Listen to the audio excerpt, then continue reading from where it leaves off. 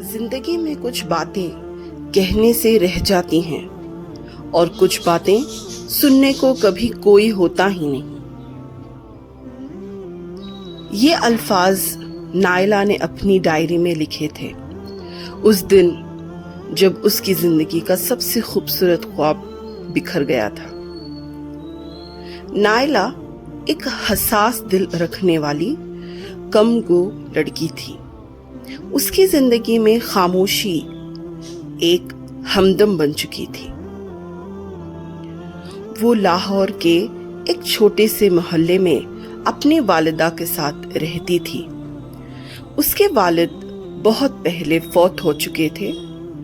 نائلہ ایک اسکول میں بچوں کو پڑھاتی تھی اور اس کی خوشی کا سب سے بڑا ذریعہ اس کی ڈائری تھی، جس میں وہ ہر دن کے جذبات، خواب اور درد کو لفظوں کی صورت قید کر لیتی۔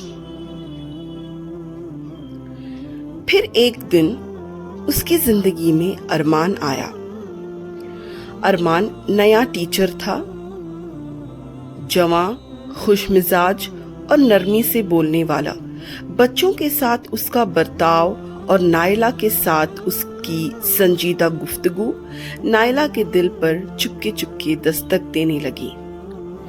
ارمان نے بھی نائلہ کی خاموش طبیعت میں چھپی گہرائی کو محسوس کیا۔ اس کی آنکھوں میں چھپا درد، اس کے لبوں کی تھر تھراہٹ، سب کچھ ارمان کو بے چین کرنے لگا۔ دن گزرے اور وہ ایک دوسرے کے قریب آنے لگے، مگر کوئی بھی پہلا قدم نہ بڑھا سکا۔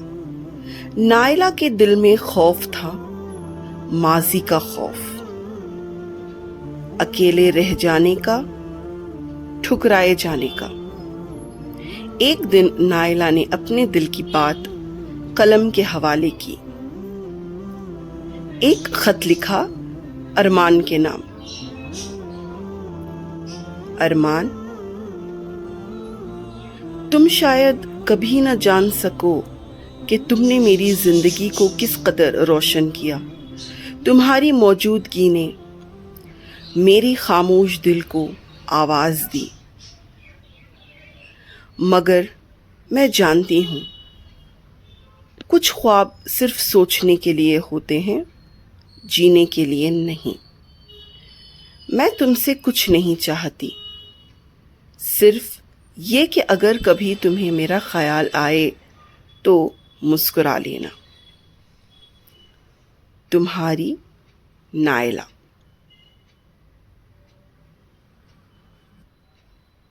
مگر وہ خط کبھی پوسٹ نہ ہو سکا۔ نائلہ نے وہ خط اپنی ڈائری میں رکھ دیا۔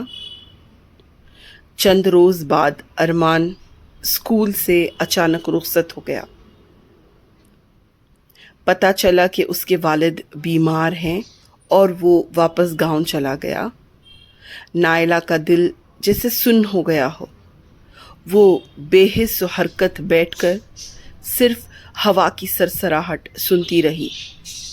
وہ خط جو کبھی بھیجا نہ گیا اب آنکھوں کے آنسو بن چکا تھا۔ مہینے بیت گئے۔ پھر ایک دن اسکول میں ایک چٹھی آئی ارمان کی جانب سے۔ نائلہ، میں نہیں جانتا کہ تم نے کچھ محسوس کیا یا نہیں، مگر میں ہر روز تمہیں دیکھ کر جیتا رہا۔ تمہاری خاموشی میں ایک ایسا شور تھا جس نے مجھے ہلا دیا۔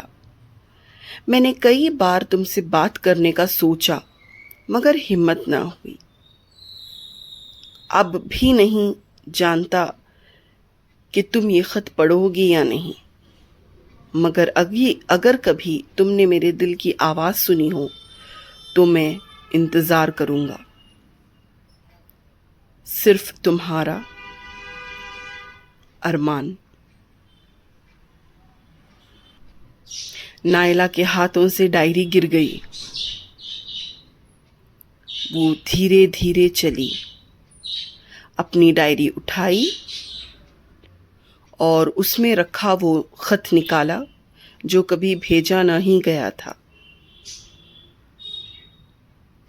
آج اس نے اسے ایک نئے لفافے میں رکھا، اس پر پتہ لکھا اور پہلی بار پوسٹ آفس کی جانب چل پڑی۔